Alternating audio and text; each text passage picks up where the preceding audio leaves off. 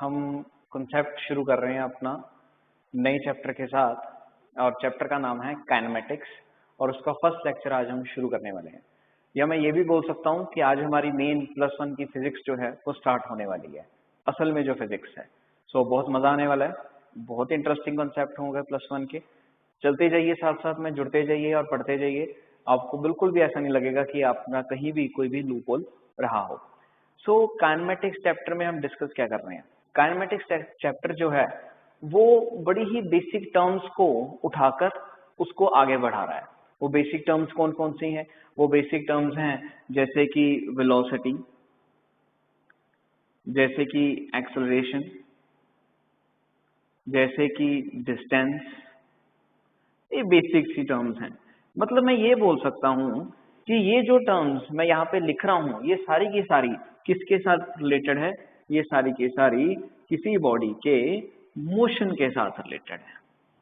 या ये बोलना भी गलत नहीं होगा कि इस चैप्टर के अंदर हम क्या डिस्कस कर रहे हैं। इस चैप्टर के अंदर हम बॉडी के मोशन के बारे में डिस्कशन कर रहे हैं कि बॉडी की मोशन जो है वो किस प्रकार की होगी। So what is motion? Motion होती क्या है? बड़ी सिंपल सी बात है कि अगर एक पर्सन अपनी पोजीशन चेंज कर ले, किसी एक जगह से दूसरी जगह पे चला जाए, वो जो उसकी मूवमेंट है उसे हम क्या बोलते हैं कि बॉडी किसमें है? मोशन में है। अगर डिफाइन करना हो तो डिफाइन भी हो सकता है। मोशन क्या है? A body is said to be in motion if it changes its position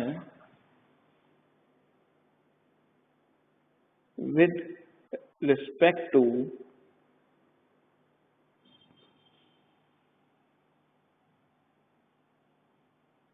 surrounding। अगर कोई बॉडी अपनी पोजीशन चेंज कर जाए किसी सराउंडिंग पॉइंट से तो वो क्या बोला जाएगा कि वो बॉडी क्या है? मोशन में है। जैसे ये बॉडी है, एक कोई बॉडी थी, वो पर्सन है, वो ए पॉइंट पे खड़ा है, ये ए पॉइंट पे कोई पर्सन खड़ा है। कुछ देर बाद क्या देखा गया कि वो पर्सन मूव करता गया और वो पहुंच गया बी पॉइंट पे। तो वो जो मूव किया, इसका मतलब उस मूवमेंट को हम क्या बोलेंगे कि बॉडी के अंदर क्या आई थी? मोशन आई थी। पहले वो ए पॉइंट पे खड़ा था लेकिन उसने अपनी पोजीशन चेंज कर ली सराउंडिंग के अकॉर्डिंगली और किस पॉइंट पे चला गया? बी पॉइंट पे चला गया। अब ये जो मोशन हम इस काइनेमेटिक्स चैप्टर के अंदर डिस्कस कर रहे हैं, अगर कोई बच्चा पूछता है कि सर व्हाई काइनेमेटिक्स, काइनेमेटिक्स क्यों बोला जा रहा है, कि अगर हम ये बोलें कि चैप्टर काइनेमेटिक्स हम डिस्कस कर रहे हैं लेकिन डिस्कशन किसकी हो रही है? मोशन की हो रही है। तो मोशन आया कहां से? ये मोशन काइनेमेटिक्स को डिस्क्राइब कैसे कर रहा है? तो देखिए बेसिकली जो फिजिक्स है, मैं अगर ये वर्ड बोलूं कि मैं मोशन के बारे में डिस्कशन करने शुरू कर रहा हूं, तो जो फिजिक्स है उसमें बेसिकली जो ये ब्रांच है जो मोशन को बनाती है, वो ब्रांच जो मोशन को डिस्क्राइब करती है, उसका नाम है मैकेनिक्स। ये फिजिक्स की एक ब्रांच है। अगर बोला जाए कि +1 में हम क्या डिस्कस कर रहे हैं? +1 में हम मैकेनिक्स डिस्कस कर रहे हैं। मैकेनिक्स जो है वो फिजिक्स की एक ब्रांच है जो मोशन के बारे में डिस्कस करती है। अब जो मैकेनिक्स है वो आगे दो टाइप्स में डिवाइडेड है। मैकेनिक्स आगे दो पार्ट्स में डिवाइडेड होती है। कौन कौन से? एक पार्ट है स्टैटिक और दूसरा पार्ट है डायनेमिक। मैकेनिक्स क्या है? मैकेनिक्स वो ब्रांच है जो बॉडी के मोशंस के बारे में डिस्कस करती है और वो मैकेनिक्स आगे दो प्रकार में डिवाइडेड है, स्टैटिक एंड डायनेमिक। स्टैटिक का मतलब क्या है? स्टैटिक का मतलब अगर बॉडी रेस्ट पोजीशन में हो। स्टैटिक का मतलब क्या है? यहीं पे खत्म हो जाता है कि बॉडी क्या है? रेस्ट पोजीशन पे है। अगर बॉडी कहीं भी मूव ना करे, अगर बॉडी खड़ी रहे, वो अपनी पोजीशन, या अगर डिस्क्राइब करना हो कि what is rest position of body, if it does not change its position with respect to surrounding.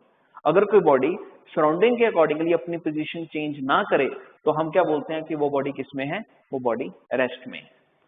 Dynamic क्या है? डायनेमिक आगे इसको डिस्क्राइब करने से पहले इसकी टाइप के ऊपर आते हैं। जो डायनेमिक है वो आगे दो प्रकार में डिवाइडेड है। वो क्या है? डायनेमिक का मतलब क्या है? जो डिस्कस करती है मोशन के बारे में। मैकेनिक्स ने अपनी ब्रांचेस दो लगा रखी हैं, स्टैटिक एंड डायनेमिक। मैकेनिक्स की जो ये ब्रांच है डायनेमिक, वो मोशन को डिस्कस कर लेती है। जो ये ब्रांच है वो किसको डिस्कस करती है? रेस्ट को। अब जो ये डायनेमिक है वो आगे दो प्रकार में डिवाइडेड है। कौन कौन सी? Kinematics and dynamic proper. यहां से इस चैप्टर की शुरुआत हो जाती है कि बेसिकली ये चैप्टर किसके साथ लिंक है? ये किसी बॉडी के मोशन को डिस्क्राइब करने के लिए लिंक्ड है किसके साथ? मैकेनिक्स की एक सब ब्रांच के साथ। ठीक है, सो ये एक मैकेनिक्स की सब ब्रांच है। सो काइनेमेटिक्स क्या है? काइनेमेटिक्स में भी हम क्या डिस्कस करते हैं? काइनेमेटिक्स में भी हम मोशन डिस्कस करते हैं। लेकिन बच्चा बोलता है कि सर ये तो हमने डायनेमिक में बोला ही है कि मोशन को डिस्कस करना है, फिर काइनेमेटिक्स की क्या जरूरत थी? बिल्कुल, हम काइनेमेटिक्स में मोशन को तो जरूर डिस्कस करते हैं, लेकिन ये नहीं डिस्कस करते कि उस मोशन का कॉज क्या था, विदाउट नोइंग द कॉज। हम मोशन को डिस्कस कर रहे हैं लेकिन कॉज को डिस्कस नहीं कर रहे। अगर मैं ये बोलूं कि एक बॉडी यहां से यहां तक की तरफ गई, एक बॉडी यहां से यहां की तरफ जा रही है, तो ये डिस्कस हो रहा है कि उसकी वेलोसिटी क्या है, उसकी एक्सेलरेशन क्या है, उसकी टाइम क्या है, लेकिन ये नहीं डिस्कस कर रहे कि उसका कारण क्या था मूव करने का, उसके पीछे कारण क्या है। ये हम डिस्कस नहीं करेंगे किसमें? इस चैप्टर में, दैट इज काइनेमेटिक्स। मैं अक्सर बोलूंगा कि वो बॉडी की वेलोसिटी इतनी है, मैं अक्सर बोलूंगा कि वो बॉडी की एक्सेलरेशन इतनी है, लेकिन ये नहीं बताऊंगा कि उसके पीछे कारण क्या था। तो ये चैप्टर का काइनेमेटिक्स के अंदर है। फिर दूसरा टाइप आता है मोशन का ही, डायनेमिक्स का ही। क्या? Dynamic proper. इसमें भी हम क्या डिस्कस करते हैं? इसमें भी हम मोशन डिस्कस करते हैं, ये भी पढ़ेंगे हम +1 में। इसमें भी हम मोशन डिस्कस करते हैं, लेकिन इसमें खास बात क्या है? यहाँ पे हम मोशन को डिस्कस करने के साथ साथ हम उसके कॉज, ठीक है जी, सो मोशन को भी डिस्कस करना है और उसके साथ साथ क्या डिस्कस करना है? उसके कॉज को भी डिस्कस करना है। सो बाय नोइंग द कॉज हम आगे बढ़ेंगे। ठीक है, ये हमारा फर्स्ट चैप्टर है। जो नेक्स्ट चैप्टर्स हैं जैसे लॉज ऑफ मोशन, कॉज क्या है कि अगर कोई बॉडी मोशन में आएगी तो इसके पीछे कॉज क्या है? फोर्स है, कि उसके पीछे क्या लगी है? एक फोर्स लगी है, उस फोर्स की वजह से वो बॉडी मोशन में आ गई। फ्रिक्शन है, उसकी वजह से वो बॉडी मोशन में आ गई। तो कॉज को डिस्कस करना, जो कॉज को डिस्कस करना है वो क्या है? That is called dynamic proper. और मोशन को डिस्कस करना विदाउट नोइंग द कॉज, वो है काइनेमेटिक्स। कॉज को डिस्कस करना डायनेमिक प्रॉपर। क्लियर है बच्चों? सो इस तरह से ये चैप्टर का नाम आया सामने, जो चैप्टर का नाम था हमारे पास काइनेमेटिक्स। नाउ मोशन होगी, रेस्ट भी आपको बता दिया, ये भी बता दिया कि काइनेमेटिक्स चैप्टर नाम क्यों रखा गया और ये काइनेमेटिक्स चैप्टर आएगा कैसे। तो ये सारी बातें हमारी डिस्कस हो चुकी हैं। नेक्स्ट हम शुरू जो कंसेप्ट कर रहे हैं वो ये देख रहे हैं कि अब हमारे पास दो क्वांटिटीज हैं, एक रेस्ट और दूसरी है मोशन। एक हमारे पास है रेस्ट और दूसरा क्या है? मोशन। अब जो ये रेस्ट होता है और जो ये मोशन होता है, ये दोनों एक दूसरे के रिलेटिव होते हैं। ठीक है, rest and motion are relative to each other. ये एक दूसरे के अकॉर्डिंगली चेंज होते रहते हैं। किसी बॉडी का, यानी कि मैं ये बोल सकता हूं कि why I am saying that कि rest and motion are relative to each other, कि एक पर्सन का नजरिया ही डिसाइड करता है कि बॉडी रेस्ट में है कि मोशन में है। नजरिया, ये नजरिए की बात सुनिए अब क्या है। मान लीजिए अब कोई पर्सन अर्थ पे खड़ा है, ये हमारी अर्थ है, ठीक है, तो इस अर्थ के ऊपर कोई पर्सन खड़ा है।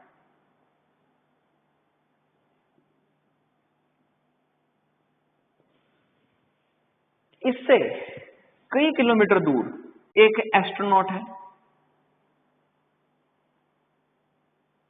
This is astronaut. वो इसको ऑब्जर्व कर रहा है। किसको ऑब्जर्व कर रहा है? अर्थ को भी ऑब्जर्व कर रहा है और इस पर्सन को भी ऑब्जर्व कर रहा है, इससे कई किलोमीटर दूर, इससे कई किलोमीटर दूर। अब जो ये पर्सन अर्थ के ऊपर खड़ा है, मेरी एग्जांपल को ध्यान से सुनना, जो ये पर्सन अर्थ के ऊपर खड़ा है, जैसे मैं इस वक्त खड़ा हूं यहाँ पे, तो मुझे अपनी पोजीशन किस प्रकार की लग रही है? अगर मैं यहाँ पे खड़ूंगा तो बच्चे से मैं अगर पूछूं कि बताइए मेरी पोजीशन किस प्रकार की, बोलेगा कि सर आप रेस्ट पे हो। कोई पर्सन अगर कहाँ पे खड़ा हो जाए तो इसका मतलब वो किस में है, वो मूव नहीं कर रहा, वो अपनी पोजीशन चेंज नहीं कर रहा, तो इसका मतलब ये पर्सन के लिए ये खुद क्या है, ये इसके अकॉर्डिंगली वो खुद रेस्ट में है।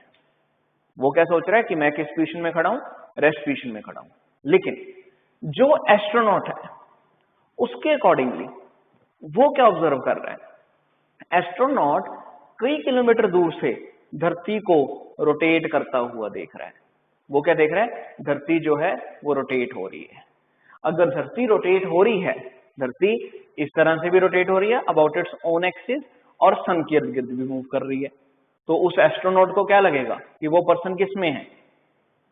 ऑटोमेटिकली धरती रोटेट हो रही है तो वो क्या सोचेगा कि वो पर्सन किस में है? वो पर्सन एस्ट्रोनॉट के अकॉर्डिंगली मोशन में है। अकॉर्डिंग टू एस्ट्रोनॉट वो पर्सन किस में है? मोशन में। Body is in motion which is on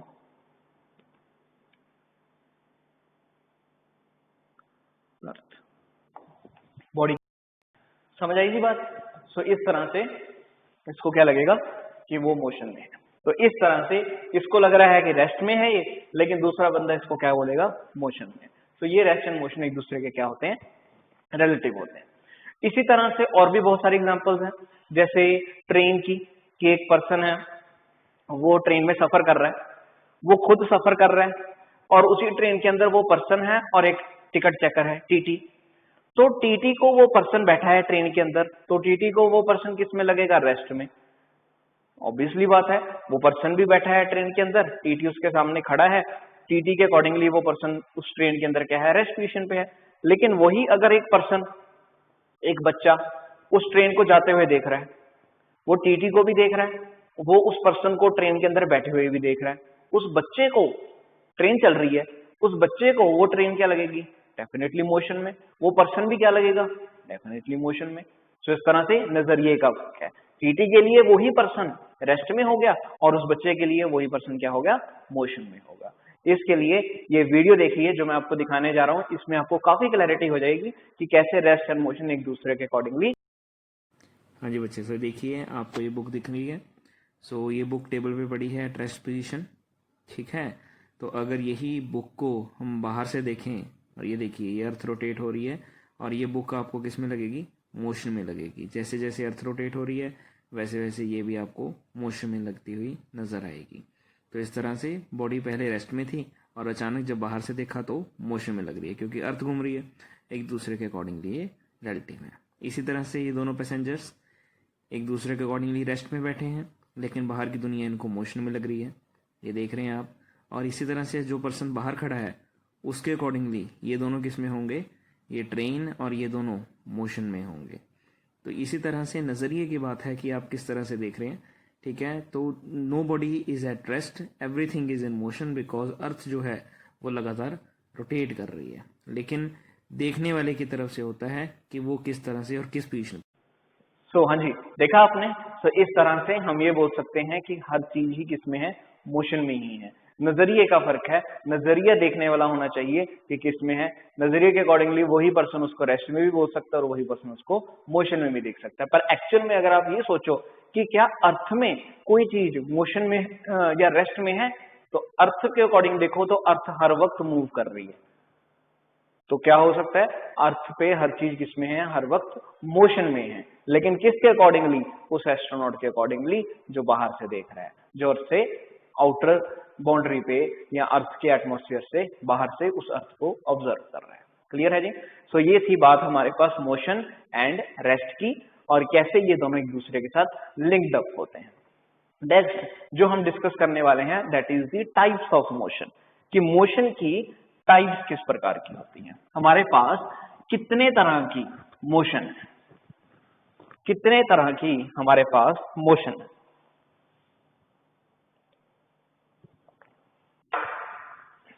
so motion की टाइप्स,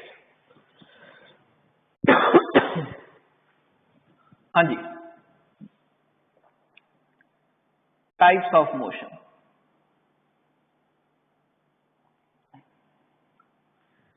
अगर सिंपल शब्दों में मोशन के टाइप्स को ऑब्जर्व करना हो तो तीन तरह की मोशंस हो सकती हैं। पहली सीधा चलने वाली, दूसरी घूमने वाली, तीसरी ऑसिलेटरी और वाइब्रेटरी। क्या क्या हो सकती हैं? या तो पर्सन सीधा चल सकता है, एक ये मोशन होती है, नाम मैं बता रहा हूं धीरे धीरे। एक मोशन इस प्रकार की हो सकती है कि कोई पर्सन घूमे, एक ये मोशन हो सकती है। एक क्या हो सकती है, जैसे हार्ट बीट, वाइब्रेटरी। तो ये तीन तरह की मोशन है। ये जो पहली मोशन है, इस मोशन को हम क्या नाम देते हैं? इसे हम नाम देते हैं लीनियर मोशन। ये मोशन क्या है? इसे हम नाम देते हैं लीनियर मोशन। अगर सीधा चलना हो तो मोशन कौन सी आ जाती है? Linear motion.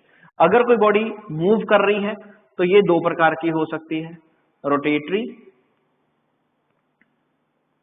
और सर्कुलर मोशन। अगर हार्ट बीट है तो उसकी मोशन को हम क्या नाम देंगे? That is called oscillatory motion. So ये तीन प्रकार की हमारे पास मोशंस होती हैं, लीनियर, रोटेटरी और सर्कुलर एक ही ब्रांच के अंदर, और तीसरी कौन सी? Oscillatory motion. तो आइए देखते हैं इन तीनों मोशंस के बारे में। तो सबसे पहले लीनियर मोशन की बात करते हैं टाइप्स ऑफ मोशन में। तो लीनियर मोशन में जो सबसे पहली ब्रांच आ जाती है, जो एक्चुअल नाम है लीनियर का, उसका नाम है रेक्टिलिनियर मोशन। एक्चुअल नाम जो है, बोलने में ये बोला जाता है कि लीनियर मोशन है तो स्ट्रेट लाइन, लेकिन एक्चुअल नाम क्या है? Rectilinear motion. Rectilinear motion, rectilinear motion का मतलब समझने में आ जाएगा कि ये मोशन की ऐसी मोशन को डिस्क्राइब कर रही है जिसमें कोई बॉडी स्ट्रेट लाइन में चलती है। तो रेक्टिलिनियर मोशन में क्या बोला जाता है? देखिए, हम जानते हैं कि हर चीज किसकी बनी है। अगर हमें ये बोलूं कि यूनिवर्स में एवरीथिंग किसका है? बना हुआ है, तो हम ये बोलते हैं कि everything is made up of atom, और एटम के अंदर क्या है? इलेक्ट्रॉन्स और प्रोटॉन्स। तो इसका मतलब कि एक पार्टिकल के साथ पूरे ब्रह्मांड की जो है वो रचना हुई है, पूरे यूनिवर्स जो है इस्टेब्लिश्ड है पार्टिकल्स को जोड़ जोड़कर। इसका मतलब ये में अगर मेरे हाथ में ये पेन है, ये भी किसका बना हुआ है? पार्टिकल्स का बना हुआ है। छोटे छोटे पार्टिकल्स को जोड़कर इस पेन की इस तरह की शेप बनाई गई है। अगर मेरे पास ये एक बॉडी है, ये भी किसकी बनी हुई है? पार्टिकल्स की बनी हुई है। ये भी बॉडी क्या है? छोटे छोटे पार्टिकल्स को जोड़कर बनी है। सो अब दो बातें आ जाती हैं, या तो हम इस पूरी बॉडी की बात कर सकते हैं, ये पूरी बॉडी की बात करूं, या मैं इस बॉडी जिससे ये बॉडी बनी है, मतलब छोटे से एक पार्टिकल, या मैं ये भी बोल सकता हूं एक पॉइंट मास की बात करूं, छोटे से बॉडी, छोटे से पार्टिकल की। तो रेक्टिलिनियर मोशन क्या डिस्क्राइब कर रही है? रेक्टिलिनियर मोशन डिस्क्राइब कर रही है कि अगर एक पार्टिकल, इस पार्टिकल और पॉइंट मास, अगर एक पार्टिकल या पॉइंट मास स्ट्रेट लाइन में, इफ पार्टिकल और point mass moving in straight line, तो ये जो मोशन होगी, ये मोशन किस प्रकार की होगी? That is rectilinear motion. अगर एक पार्टिकल या पॉइंट मास स्ट्रेट लाइन में मूव करे तो उस मोशन को हम क्या नाम देते हैं? रेक्टिलिनियर मोशन का नाम देते हैं। क्लियर हो गया? एक छोटा सा पार्टिकल जिससे एक बॉडी बनी है, अगर वो एक पार्टिकल स्ट्रेट लाइन में मूव करे तो वो मोशन किस प्रकार का है? रेक्टिलिनियर मोशन है। इसी तरह से हमारे पास दूसरी मोशन आती है, ये पहली मोशन की स्टार्टिंग है, इसी का ही दूसरा टाइप, इसी का ही दूसरा पार्ट। किसका? कि जिस बॉडी से वो पार्टिकल, मान लीजिए ये बॉडी है, ये किसका बना हुआ है? पार्टिकल्स का बना हुआ है। अगर एक सिस्टम ऑफ पार्टिकल्स या एक बॉडी जो छोटे छोटे पार्टिकल्स की बनी हुई है, अगर वो पूरी की पूरी बॉडी स्ट्रेट लाइन में मूव करे तो उस मोशन को हम क्या नाम देते हैं? वो ये नाम देते हैं, that is called translatory motion. मतलब क्या है? अगर एक बॉडी उस पार्टिकल्स की बनी हुई स्ट्रेट लाइन में मूव करे या किसी जगह से स्लाइड हो तो वो मोशन को हम क्या नाम देते हैं? ट्रांसलेटरी मोशन का नाम देते हैं। तो बोलने में क्या आ जाएगा, if a body made up of various particles moving in straight line, then that is translatory motion। ठीक है जी। तो अगर एक बॉडी बहुत सारे पार्टिकल्स की बनी हुई मूव करे स्ट्रेट लाइन के ऊपर या किसी जगह से स्लाइड हो तो वो मोशन को हम क्या नाम देंगे, ट्रांसलेटरी मोशन का नाम देंगे। क्लियर है बच्चों। सो ये दो तरह की हमारे पास मोशन होती है। Next,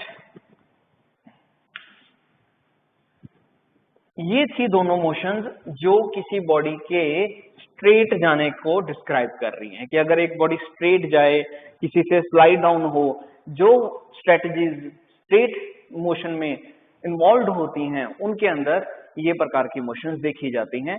that can be a rectilinear motion और that can be a translatory motion. No next, हम अब बात कर रहे हैं सर्कल के बारे में। अगर कोई बॉडी सर्कुलर शेप में मूव करे, सर्कल में मूव करे,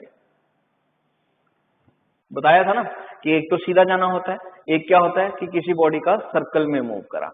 अगर कोई बॉडी सर्कल में मूव करती है तो उस मोशन को हम क्या नाम देते हैं, that is called circular motion. लेकिन फर्क है थोड़ा सा। क्या फर्क है? सर्कुलर मोशन वो मोशन है जिसमें कोई बॉडी किसी सर्कल के सरकमफ्रेंस पे मूव करे। ठीक है, तो मैं ये यहां पे लिख भी सकता हूं कि इफ ए पार्टिकल, ये वही सेम, और point mass is moving in circle, then that motion is called circular motion. ठीक है, कि जैसे कि फॉर एग्जांपल एक ये रॉड है जिसको मैंने सर्कल के फॉर्म में बेंड कर दिया। अब इस रॉड के ऊपर एक छोटी सी आंट है, वो आंट क्या कर रही है, वो लगातार यहाँ पे ऐसे मूव कर रही है। तो ये आंट की जो मोशन है ये किस प्रकार की होगी, ये सर्कुलर मोशन होगी। क्लियर है बच्चे। सो अगर कोई पॉइंट ऑब्जेक्ट या कोई भी बॉडी किसी सर्कल के सरकमफ्रेंस पे मूव करे, अगर कोई बॉडी सरकमफ्रेंस पे मूव करे तो वो मोशन कौन सी होती है, सर्कुलर मोशन होती है। नेक्स्ट, ये पहली मोशन थी। दूसरी मोशन, दूसरी आती है हमारे पास रोटेटरी मोशन। रोटेटरी मोशन, अगर यही पार्टिकल्स से जोड़ जोड़कर हम एक बॉडी बनाएं, यही पार्टिकल से जोड़ जोड़कर हम एक बॉडी बनाएं और उसको सर्कल में मूव करें तो वो मोशन कौन सी होगी, that is a rotatory motion. पर एक फर्क है। क्या फर्क है? जो सर्कुलर मोशन है उसमें हम क्या बोल रहे थे कि बॉडी सरकमफ्रेंस पे मूव करे। रोटेटरी मोशन में क्या होगा, बॉडी रोटेट होगी लेकिन उसका एक्सिस कहां पे प्रेजेंट होगा, वो एक्सिस उसका सेंटर पे प्रेजेंट होगा। रोटेटरी मोशन क्या है, if a body made up of various particles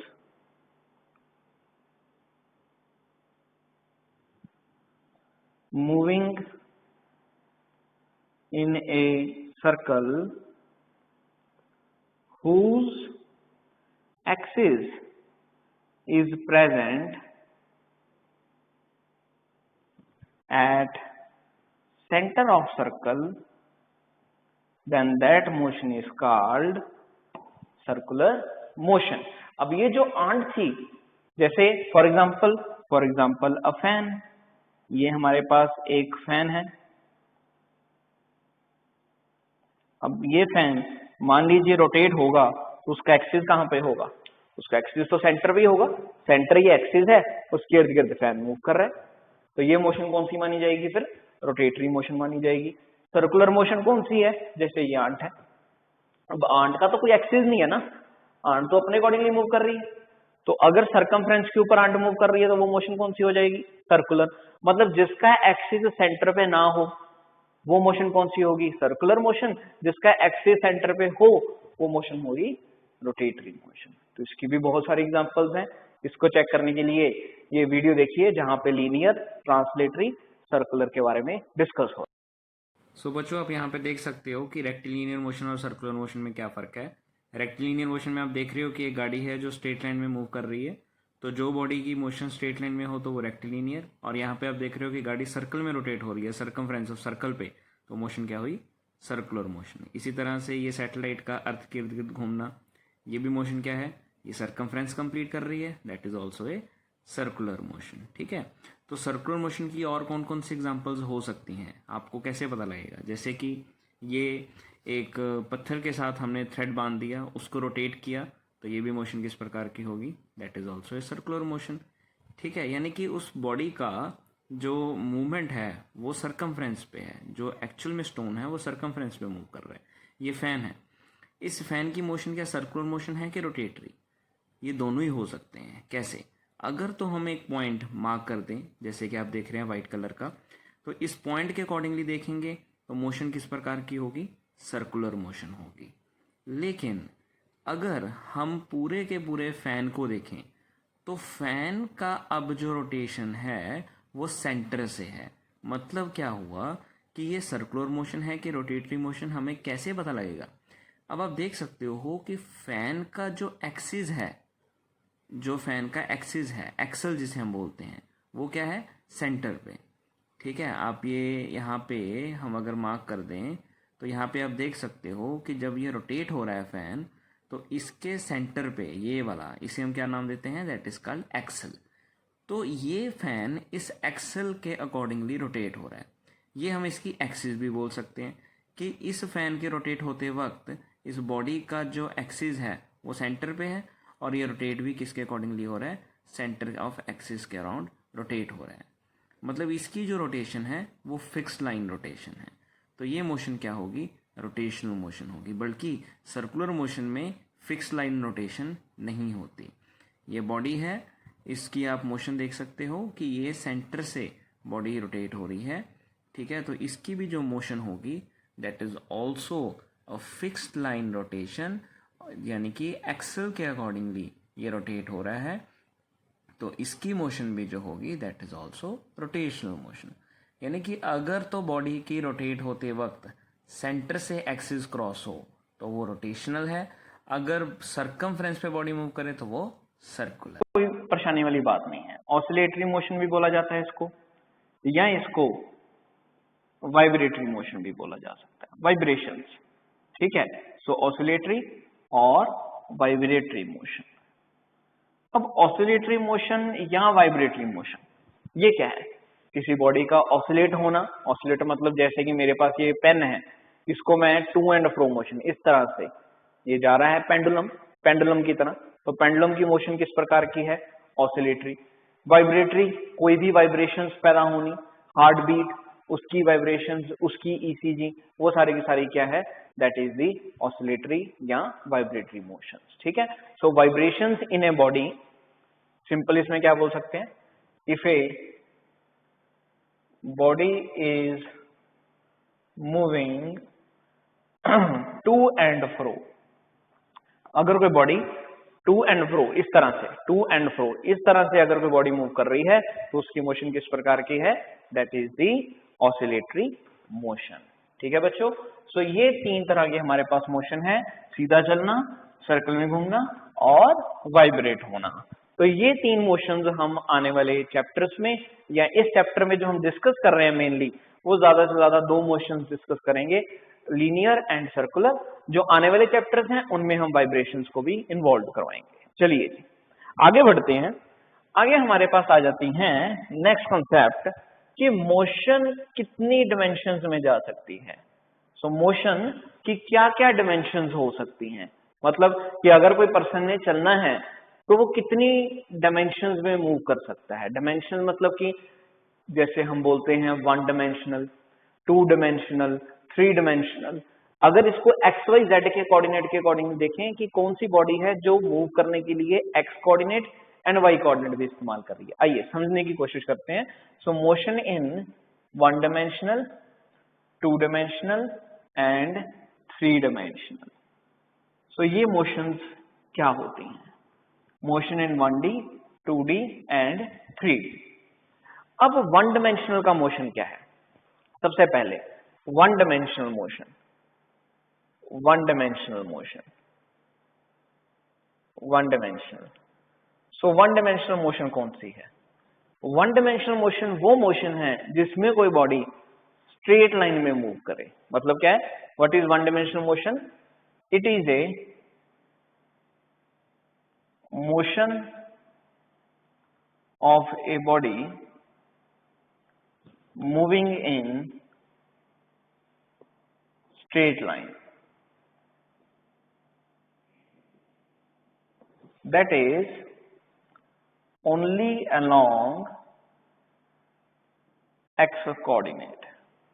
अगर कोई बॉडी मूव करने के दौरान सिर्फ एक ही कोऑर्डिनेट इस्तेमाल करे, ये जरूरी नहीं कि एक्स कोऑर्डिनेट, हमारे पास तीन तरह के कोऑर्डिनेट्स होते हैं। जब कोई बॉडी मूव करती है, we have three types of coordinate, one is X, another one is Y and third one is Z. Like अगर मैं बनाने की कोशिश करूं तो सिर्फ इस डायरेक्शन में मूव करना, या सिर्फ इस डायरेक्शन में मूव करना, या सिर्फ इस डायरेक्शन में मूव करना, इस तरफ, ऊपर की तरफ या आपकी तरफ, इन डायरेक्शन में मूव करना, एक कोई भी एक डायरेक्शन में मूव करना, वो होना चाहिए वन डायमेंशन। कि अगर सिर्फ एक ही कोऑर्डिनेट में चेंज देखा जाए, या अगर पर्सन सिर्फ एक ही, अगर एक्स है तो एक्स कोऑर्डिनेट में मूव कर रहा है और कहीं नहीं जा रहा, सिर्फ एक ही डायरेक्शन में मूव कर रहा है, तो ये क्या हो जाता है? One dimension. अगर पर्सन एक्स में भी मूव कर रहा है, और अगर पर्सन मतलब इस तरफ भी मूव कर रहा है और ऊपर की तरफ भी जा रहा है, जैसे इस बॉडी का जाना है, ये आगे भी बढ़ रही है और ऊपर भी जा रही है, तो ये क्या हो जाता है? दो कोऑर्डिनेट्स में चेंज माना जाता है कि इसमें भी चेंज हो रहा है, वाई एक्सिस में भी, और इस एक्सिस में भी चेंज हो रहा है, that is the x axis. अगर कोई बॉडी ऊपर भी जा रही है, आगे भी बढ़ रही है, और फिर वहां पे डायरेक्शन भी चेंज कर रही है, मतलब आगे भी बढ़ रही है, इस तरफ भी जा रही है और ऊपर भी जा रही है, ऐसे ये मोशन। तो ये मोशन जो आएगी इस प्रकार की कि ऊपर भी जाना, ठीक है, फिर डायरेक्शन भी बदलनी यहाँ पे, और फिर आगे भी बढ़ना, तो ये मोशन क्या मानी जाएगी? ये मानी जाएगी थ्री डिमेंशनल। जैसे कोई गैस मॉलिक्यूल है, गैस मॉलिक्यूल क्या है? हवा में कहीं मर्जी जा सकता है, उसकी मोशन क्या मानी जाएगी? फिर थ्री डिमेंशनल मानी जाएगी। ठीक है, अगर मतलब कि तीनों कोऑर्डिनेट्स ही चेंज हो, एक्स में भी मूव कर रहा है वो, वाई में भी मूव कर रहा है और जेड में भी, ये कोऑर्डिनेट सिस्टम हो गया, वो इधर भी जा रहा है, ऊपर भी जा रहा है और आपकी तरफ भी आ रहा है, तो ये डिमेंशन क्या मानी जाएगी? This is three dimension. So फिर से एक बारी, अगर एक ही डायरेक्शन में मूव करे, ऊपर या आपकी तरफ, this is one dimensional. If there is a change in two coordinate systems, ठीक है, किसी भी जगह से दो कोऑर्डिनेट्स में चेंज हो रहा है, तो वो क्या माना जाएगा? Two dimensional motion. अगर तीनों कोऑर्डिनेट्स में चेंज हो तो वो क्या माना जाएगा? Three dimensional motion. तो आइए सबसे पहले इसकी डेफिनेशंस को कोड कर दें। एक हमने लिख दिया है कि if it is a motion of a body moving in a straight line that is only along x coordinate. ठीक है, तो इसका मतलब इस केस में सिर्फ और सिर्फ बॉडी किस डायरेक्शन में जा रही है? एक्स में जा रही है, या ये वाई में भी जा सकती है और जेड में भी जा सकती है, किसी एक एक्सिस को इस्तेमाल करेगी ये। ठीक है, जैसे कि वन डायमेंशनल मोशन में क्या क्या बॉडीज हैं जो वन डायमेंशनल मोशन के अंदर आ सकती हैं? बहुत सारी बॉडीज हैं, जैसे कि train running on a straight track. अगर कोई ट्रेन स्ट्रेट ट्रैक पे मूव करे, कहीं ना मुड़े, ठीक है, train running on a straight track, तो वो मोशन किस प्रकार की होगी? That is the one dimensional motion. इसी तरह से Apple falling from a tree, Apple falling from tree. अगर एक पेड़ से एक एप्पल गिरे नीचे की तरफ, तो सीधा आ रहा है नीचे, तो अगर ट्रेन स्ट्रेट ट्रैक पे इस तरफ मूव कर रही है तो एक्स एक्सिस इस्तेमाल कर रही है, अगर एक एप्पल ट्री से नीचे की तरफ गिर रहा है तो वाई एक्सिस इस्तेमाल कर रहा है, मतलब कोई एक एक्सिस इस्तेमाल हो रही है, तो वो मोशन कौन सी होती है? That is the one dimensional motion. चलिए आगे बढ़ते हैं। Second number point about two dimensional motion. Two dimensional motion, two dimensional motion में हमने क्या सीखा है? अगर दो कोऑर्डिनेट्स में चेंज देखा जाए, ये क्या है? One dimensional. One dimensional motion मतलब एक ही जगह स्ट्रेट लाइन, कोई भी एक कोऑर्डिनेट इस्तेमाल करना है। एक्स भी हो सकता था, वो ऊपर भी जा सकती है, आपकी तरफ भी आ सकती है। टू डायमेंशनल मोशन में मतलब दो कोऑर्डिनेट्स में चेंज करना। तो डेफिनेशन कोड करते हैं, if there is change in two coordinates, if there is change in two coordinates then motion is two dimensional motion। for example कौन कौन से कोऑर्डिनेट? मान लीजिए x हो गया या y हो गया, दूसरा भी हो सकता है, कोई भी हो सकता है जी, ये z हो गया या x हो गया, किसी भी एक कोऑर्डिनेट में चेंज होना, किसी भी एक और उसके अकॉर्डिंगली दूसरा, दो कोऑर्डिनेट्स में चेंज होना, X Z, X Y, Y Z, किसी भी कोऑर्डिनेट में, दो कोऑर्डिनेट्स में चेंज होना मतलब क्या है? Two dimensional. अब ये एग्जांपल्स क्या क्या हो सकती हैं? मतलब कोई पर्सन ऐसा है जो मूव करने के लिए एक्स की तरफ भी जा रहा है और वाई की तरफ भी जा रहा है। टू डायमेंशनल मोशन का टू कोऑर्डिनेट्स में चेंज होने का मतलब क्या हुआ? फॉर एग्जाम्पल वो एक एक्स एक्सिस भी इस्तेमाल कर रहा है और वाई एक्सिस भी इस्तेमाल कर रहा है। तो ये कब हो सकता है? मान लीजिए मैं बोर्ड के ऊपर लिख रहा हूं, मेरी मोशन क्या है? टू डायमेंशनल है। क्यों? क्योंकि मेरे पास अथॉरिटी है, मैं ऐसे भी लिख सकता हूं, मैं ऐसे भी लिख सकता हूं, पर मैं आपकी तरफ नहीं लिख सकता, मैं यहां पे नहीं लिख सकता, ठीक है ना? तो या तो इस तरफ लिखूंगा या ऊपर लिखूंगा, जैसे मर्जी लिख लूं।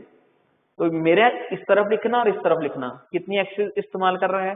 दो एक्सिस का तो इस्तेमाल हो ही रहा है ना यहाँ पे, तो वो मोशन कौन सी मानी जाएगी? टू डायमेंशनल मानी जाएगी। आप इस वक्त नोटबुक के ऊपर नोट कर रहे हो, तो आपकी मोशन किस प्रकार की होगी? आप ऐसे भी नोट कर सकते हो, आप ऊपर भी कुछ नोट कर सकते हो, तो आपकी मोशन क्या होगी? That is also two dimensional. Ceiling fan का रोटेट होना, सीलिंग फैन रोटेट हो रहा है मान लीजिए, तो सीलिंग फैन रोटेट हो रहा है तो वो इस तरफ भी रोटेट हो रहा है, मतलब वो एक्स की तरफ भी जा रहा है और वाई की तरफ भी जा रहा है, एक्स की तरफ भी जा रहा है और वाई की तरफ भी आ रहा है। तो ये सारी की सारी मोशंस क्या होंगी? टू डायमेंशनल मोशन होंगी। तो इसके हम एग्जांपल्स भी नोट कर सकते हैं। For example writing on a notebook is two dimensional 2D। Second one, कोई बहुत सारी एग्जांपल्स है हमारे पास। Ceiling rotation of fan, rotation of fan that is also two dimensional. ठीक है जी। तो ये सारी की सारी मोशंस किस प्रकार की हैं? टू डायमेंशनल मोशन है। अगर दो कोऑर्डिनेट्स में चेंज देखने को मिले, X Y, Y Z, X Z, कोई भी कोऑर्डिनेट सिस्टम हो सकता है, अगर उसमें चेंजेस देखने को मिल रही हैं कि पर्सन एक्स भी इस्तेमाल कर रहा है और वाई भी इस्तेमाल कर रहा है, आगे भी बढ़ रहा है और ऊपर भी जा रहा है, तो ये मोशन कौन सी हो जाएगी? टू डायमेंशनल हो जाएगी। चलिए जी, तीसरे टाइप की motion that is the three dimensional motion. तीसरा थ्री डायमेंशनल मोशन। अब थ्री डायमेंशनल में तो आजकल का जो है पूरे का पूरा ट्रेंड ही थ्री डायमेंशनल में है। 3D मूवीज आप देखते हैं तो पता लगता है कि जब आप कोई मूवी आम देखते हो, कोई भी सिंपल मूवी देखते हो, तो वो बड़े पर्दे पे टू डायमेंशनल में होती है, लेकिन 3D में क्या इफेक्ट आ जाता है कि वो जो भी मूवी दिख रही है आपको, वो आपकी तरफ भी आती नजर आती है। कोई पर्सन अगर चल रहा है, अगर आपकी तरफ भी चलता नजर आए, तो वो मोशन कौन सी हो जाएगी? थ्री डायमेंशन हो जाती है, एक बड़े पर्दे पे। मतलब क्या है कि जैसे मेरा लिखना, अगर मेरे पास एक एक्स्ट्रा बड़ा ही स्पेशलिस्ट पेन हो, तो वहां पे मैं क्या कर सकता हूं? मैं इस तरफ भी लिख लूं, मैं इस तरफ भी लिख लूं और मैं आपकी तरफ भी लिखता जाऊं, ये इस तरह से। तो मेरी मोशन किस प्रकार की होगी? फिर वो पेन को लिखने की मोशन क्या होगी पेन के साथ? That is the three dimensional motion. ठीक है। गैस मॉलिक्यूल की मैंने एग्जांपल दी थी पहले भी, क्योंकि गैस मॉलिक्यूल है वो हवा में मूव कर रहा है।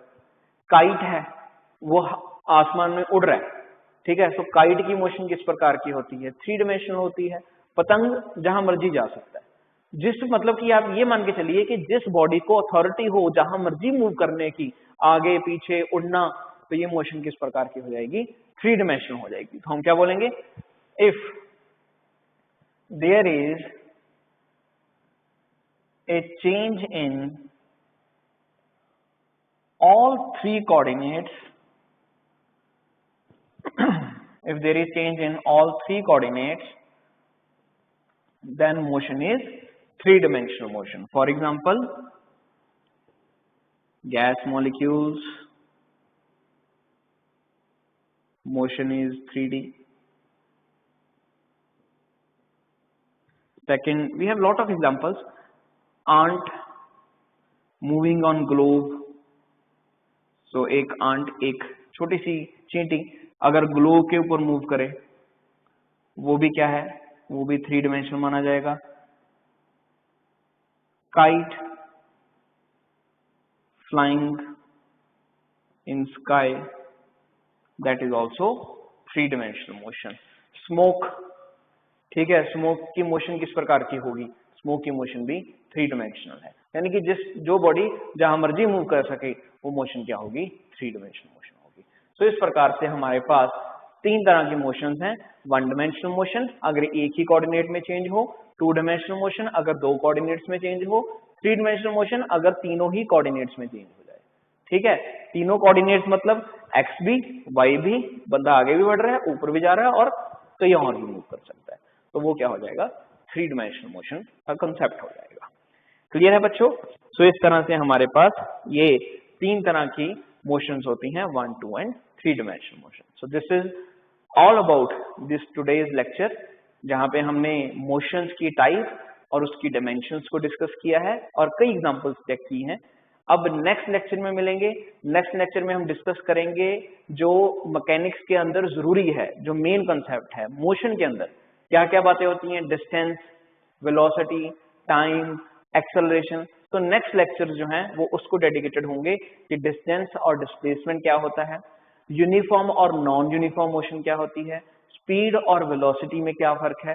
तो बेसिक बातें और उसके साथ कुछ डेरिवेशन।